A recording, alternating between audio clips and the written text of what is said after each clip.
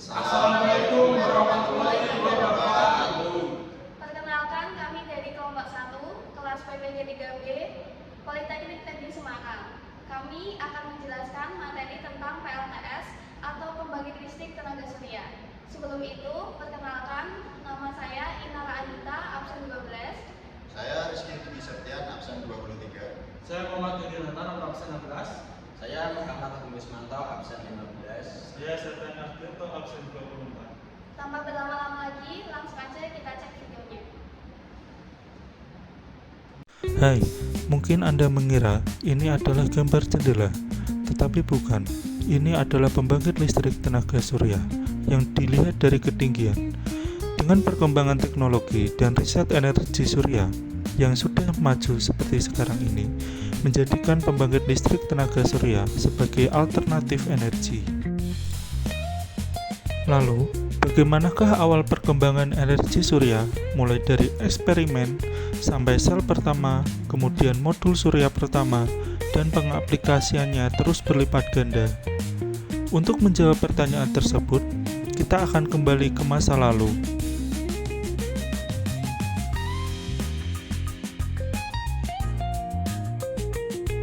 Semua berawal pada tahun 1839, di mana seorang ilmuwan asal Prancis yang bernama Alexander Edmond Becquerel melakukan sebuah eksperimen elektrokimia. Ini menempatkan dua buah elektroda platinum pada elektronik dan mengukur arusnya. Dan ternyata beliau menemukan bahwa saat elektroda tersebut terkena cahaya, arus listriknya menjadi semakin kuat. Nah, selanjutnya fenomena ini dikenal dengan istilah efek fotovoltaik. Selanjutnya, pada tahun 1873, Willoughby Smith menemukan perubahan resistivitas pada material selenium padat.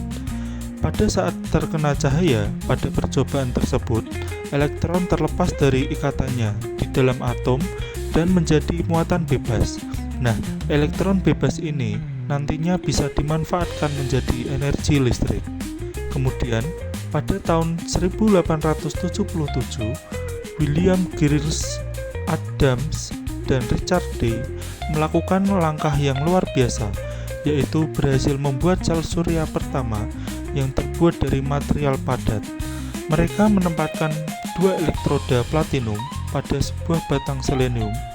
Kemudian, batang selenium ini disinari dan arus listrik mengalir melalui elektrodanya. 6 tahun kemudian, yaitu pada tahun 1883, Carlos Frizzi membangun modul pertama dengan menyisipkan 30 cm persegi selenium ke dalam elektroda emas tipis, dan dia berhasil mencapai efisiensi hampir 1%. Pada tahun 1905, Einstein mempublikasikan sebuah paper yang menggambarkan efek fotolistrik pada tingkat mekanika kuantum. Sekitar waktu yang sama pula, seorang ahli kimia asal Polandia yang bernama Jan Czochralski mengembangkan metode untuk membuat bahan kristal tunggal berkualitas tinggi. Metode ini awalnya dimaksudkan untuk membuat kristal tunggal germanium, tetapi kemudian seiring berjalannya waktu, digunakan pula untuk kristal silikon. Selanjutnya, pada akhir tahun 1950, William Shockley memberikan penjelasan tentang cara kerja PN junction. Kemudian, tongkat sejarah tercipta pada tahun 1954, yakni Charlie Chaplin, Gerd Parson, dan Calvin Fuller membuat sel surya berbahan silikon pertama di laboratorium Bell Lab. Sel surya silikon ini memiliki luas 2 cm persegi dengan efisiensi 6%, sehingga 6 kali lebih efisien daripada rekor sebelumnya yang menggunakan selenium. Gerd Parson dan Calvin Fuller menemukan cara untuk mengontrol impurities. Nah, intinya impurities merupakan material yang disisipkan ke dalam silikon dengan tujuan agar membuat satu sisi silikon menjadi bermuatan positif dan satu sisinya bermuatan negatif. Agar bermuatan positif, silikon disuntikkan atau didoping menggunakan material boron. Sedangkan agar satu sisinya bermuatan negatif, maka disisipkan material fosfor. Mereka membangun batas positif dan negatif yaitu PN junction seperti yang dijelaskan oleh William Shockley.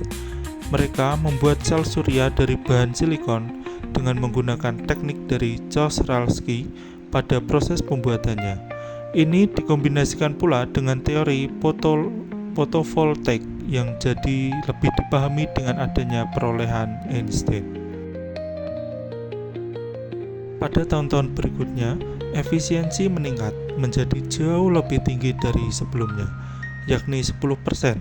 Tetapi karena mahalnya harga sel surya pada saat itu, perangkat tersebut hanya digunakan untuk aplikasi khusus, yaitu yang dimaksud digunakan untuk penerbangan keluar angkasa, yaitu pada tahun 1958 di mana satelit Vanguard 1 diluncurkan ke luar angkasa yang dilengkapi dengan 6 sel surya silikon yang terpasang di permukaannya.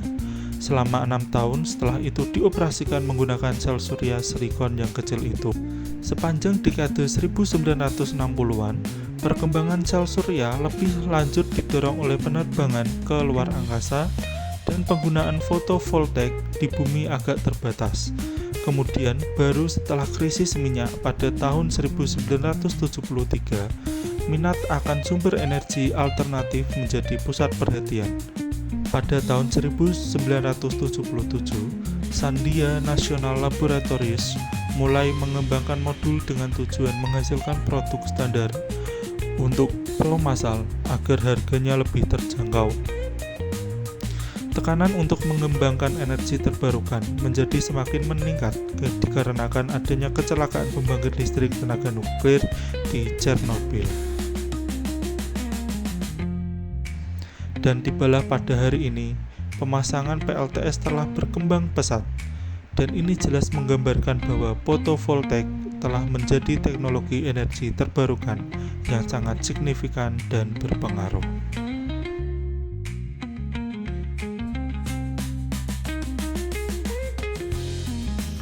Berikut bagian utama PLTS fotovoltaik. Panel surya merupakan sel-sel yang disatukan dan dihubungkan secara seri atau paralel sesuai kapasitasnya. Sel surya terdiri dari dioda semikonduktor yang mengubah cahaya matahari menjadi energi listrik tanpa batas dan tidak memerlukan bahan bakar. Kontrol regulator berguna mengatur listrik dari panel surya ke badan. Baterai menampung listrik yang diproduksi panel surya sebelum digunakan. Selain itu, agar energi listrik juga bisa digunakan di malam hari. Invertor AC mengubah arus DC dari baterai ke arus AC. Kelebihan PLTS: sumber energi gratis, tidak ada biaya untuk mendapatkan sinar matahari dan sumber energinya berlimpah.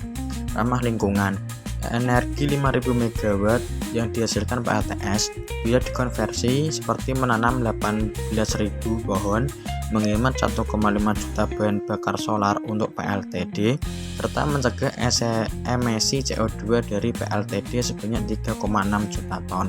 Tidak repot. Biaya digunakan untuk maintenance hanya seperti menyiram sedikit air untuk menghilangkan debu serta melakukan pemotongan rumput di sekitar modul. Dapat dipasang di mana saja, tidak membutuhkan konstruksi yang berat dan menetap sehingga bisa dipindahkan kapan saja. Kekurangan dan kendala PLTS: panel surya memiliki efisiensi konversi rendah jika dibandingkan dengan pembangkit lainnya. Dipengaruhi cuaca dan waktu. Sinar matahari yang hanya di siang hari saja pada cuaca hujan yang berawan. PLTS tidak dapat menghasilkan energi. Biaya investasi mahal. Dibutuhkan biaya sekitar 2 juta US dollar atau sekitar 26 miliar dari setiap 1 MWP. Meskipun begitu, PLTS tidak memerlukan biaya operasional yang besar. Kendala pembebanan lahan: PLTS membutuhkan lahan untuk penempatan panel surya. Meskipun masih banyak kendala yang dihadapi di dalam memaksimalkan pemanfaatan energi surya, seperti sumber listrik, Indonesia berhasil membangun PLTS Kupang. Bagaimana cara kerja PLTS? Untuk membuat listrik yang tercipta dari panel surya, kita membutuhkan perbedaan muatan antara dua bagian lapisan. lapisan pertama bernama solar cell yang terdiri dari dua lapisan lagi, yaitu lapisan negatif yang terletak di atas dan lapisan positif yang terletak di bawah. Lapisan negatif terbuat dari campuran silikon dan fosfor yang menyebabkan kelebihan elektron. Lapisan positif terbuat dari campuran silikon dan boron yang menghasilkan kekurangan elektron, sehingga memunculkan semacam lubang elektron yang dapat menarik elektron ketika kita tempelkan antara lapisan negatif dan positif. Elektron di dekat area yang menempel akan mengisi lubang-lubang elektron. Hal tersebut menciptakan area baru yang lokasinya ada di persinggungan antara lapisan negatif dan positif.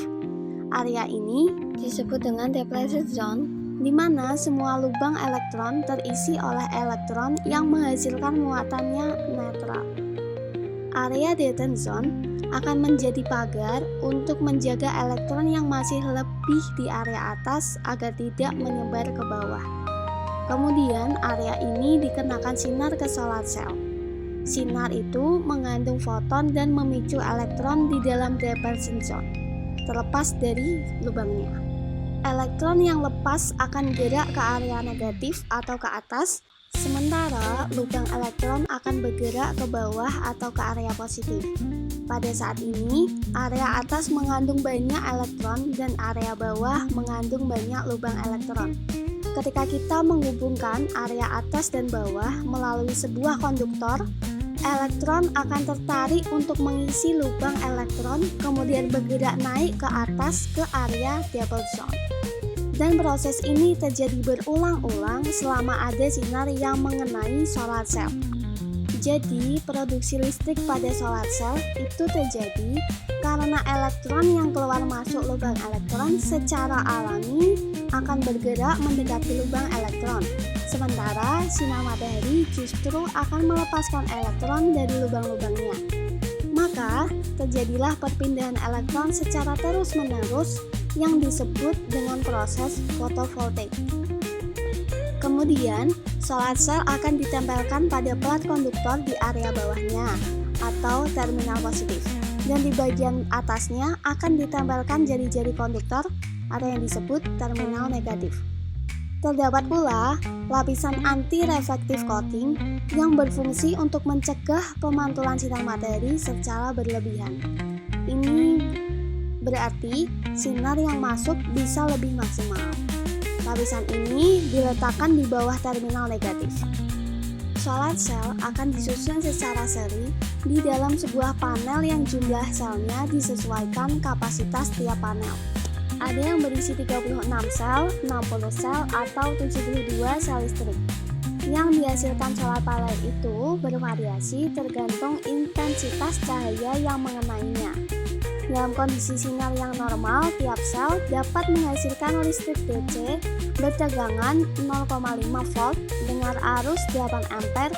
Artinya, kalau disusun secara seri, maka 36 sel akan menghasilkan 18 volt 8 AMP, kapasitas 60 sel menghasilkan 30 volt 8 AMP, dan 72 sel menghasilkan 36 volt 8 AMP. Dari situlah kita mengetahui daya dari tiap solar panel. Untuk kapasitas 36, 6 sel, maka dayanya 144 watt. Untuk 60 sel, dayanya 240 watt, dan 72 sel, dayanya 288 watt. Daya yang dihasilkan tergolong kecil. Dalam skala rumah tangga biasanya menggunakan 3 hingga 4 solar cell. Karena output dari solar panel masih berbentuk arus searah, maka perlu diubah ke arus AC agar dapat digunakan pada kelistrikan rumah dengan menggunakan inverter, yaitu komponen untuk mengubah listrik DC dari panel surya menjadi listrik AC bertegangan 220 volt. Tetapi, sebelum arus dimasukkan ke inverter, biasanya arus dari solar panel akan disimpan dulu pada baterai sehingga suplai dari unit PLTS ini akan terus tersuplai meski tidak ada sinar matahari. Begitulah cara kerja PLTS hingga menghasilkan listrik yang kita gunakan sehari-hari. Masa depan PLTS sangat cerah. Dengan kemajuan teknologi yang terus berkembang, kita dapat mengharapkan peningkatan efisiensi dan penurunan biaya dalam beberapa tahun mendatang. Panel surya yang lebih efisien, baterai penyimpanan yang lebih murah, dan integrasi dengan teknologi pintar akan membuat PLTS semakin mudah diakses oleh masyarakat luas. Selain banyak negara telah berkomitmen untuk meningkatkan penggunaan energi terbarukan, termasuk PLTS, dalam rangka mengurangi emisi karbon dan menciptakan masa depan yang lebih berkelanjutan. Inovasi dalam teknologi smart grid dan sistem penyimpanan energi juga akan meningkatkan kestabilitas dan keandalan PLTS di berbagai kondisi cuaca. Pembangkit listrik tenaga surya adalah salah satu solusi terbaik untuk kebutuhan energi masa depan yang lebih bersih dan terbarukan. Dengan manfaat besar yang ditawarkannya, dari pengurangan emisi karbon hingga penghematan biaya listrik, PLTS semakin menjadi pilihan yang cerdas di berbagai sektor. Meskipun ada tantangan yang harus dihadapi, teknologi ini terus berkembang dan siap memberikan kontribusi yang signifikan terhadap transisi energi global. Sekian dari kelompok kami, kelompok 1. Kurang lebihnya mohon maaf. Wassalamualaikum warahmatullahi wabarakatuh.